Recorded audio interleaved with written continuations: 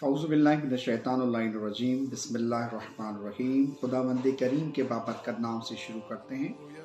दुरूद व सलाम हो मोहम्मद अलैहिस्सलाम और उनकी पाकीज़ा आल पर। जैसा कि पूरे पाकिस्तान में इन दिनों को अयाम फ़ातिमा के तौर पर मनाया जाता है, तो सवाल ये उठता है कि इन दिनों को अयाम फ़ातिमा के तौर पर क्यों मनाते हैं? आखिर क्या हुआ है इन दिनों में कि पूरी दुनिया में शियान हैदर करार मुहिब्बान अहले बैत अलैहिमुस्सलातु वस्सलाम इन दिनों को अयाम फ़ातिमा के तौर पर मनाते हैं। तो उनकी खिदमत में ये अर्ज़ है कि जनाब, इन दिनों में रसूलुल्लाह की बेटी सैयदा ज़किया, नाज़िया, मर्ज़िया, ताहिरा, बतूल अज़रा, सैयदा फ़ातिमा ज़हरा सलामुल्लाह अलैहा की शहादत के दिन है। शहादत की दो तारीखें मिलती हैं। एक तारीख ये मिलती है कि हुजूर सल्लल्लाहु अलैहि वसल्लम की रहलत के बाद 75 दिन बीबी पाक हयात रही, उनके बाद उनकी शहादत हुई। एक रवायत ये। दूसरी रवायत ये है कि हुजूर पाक सल्लल्लाहु अलैहि वसल्लम की रहलत के बाद 95 दिनों तक बीबी जो है वो हयात रही और फिर उनके बाद उनकी शहादत हुई। तो इस हवाले से तारीख इस्लाम में दो तारीखें मिलती हैं, एक 13 जमादुल अव्वल और दूसरी 3 जमादुल सानी को। तो इन दोनों तारीखों को हम शियान अहले बैत मनाते हैं।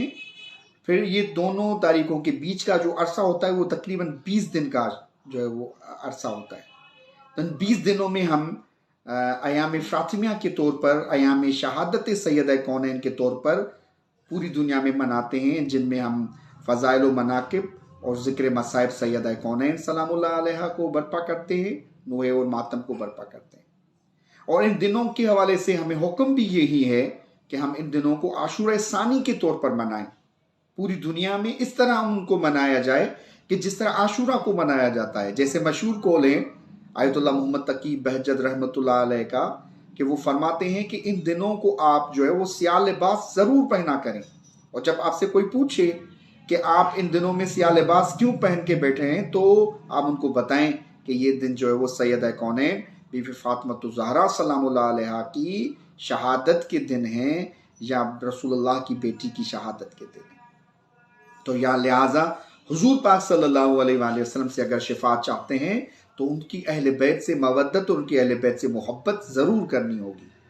तो ये मवद्दत और मोहब्बत का इजहार है।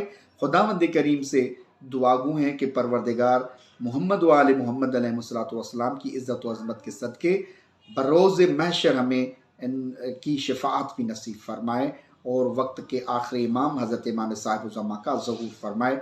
इल्तिमास दुआ या अली अलैहिस्सलाम मदद।